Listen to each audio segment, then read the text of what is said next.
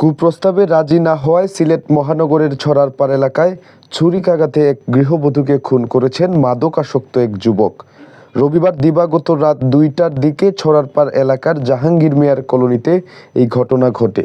এ সময় ওই গৃহবধূর স্বামীকেও ছুরিকাঘাত করেন অভিযুক্ত ওই যুবক। খুন হওয়া গৃহবধূর নাম জেসমিন বেগম। তিনি কিশোরগঞ্জ জেলার কাটিয়াদি থানার কাহেতের টেকি গ্রামের আরিফ মিয়ার স্ত্রী।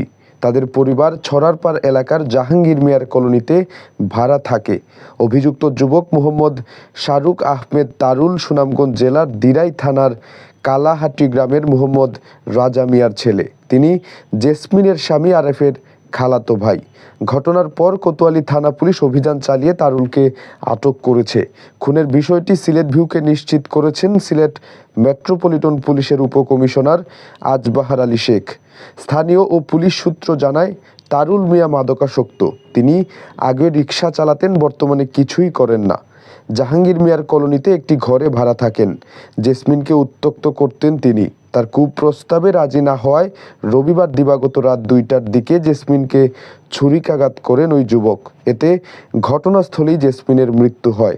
ঘটনার সময় জেসমিনের স্বামী বাধা দিতে গেলে তাকেও ছুরিকাঘাত করেন তারুল। আহত আরিফ বর্তমানে Sylhet MAG Osmani medical college হাসপাতালে চিকিৎসাধীন। 12 বছরের রিপ্লেসমেন্ট গ্যারান্টি নিয়ে তানভীর মেটালি প্রথম বাংলাদেশে। তানভীর মেটালের স্মার্ট পণ্য ব্যবহার করুন, স্মার্ট হন।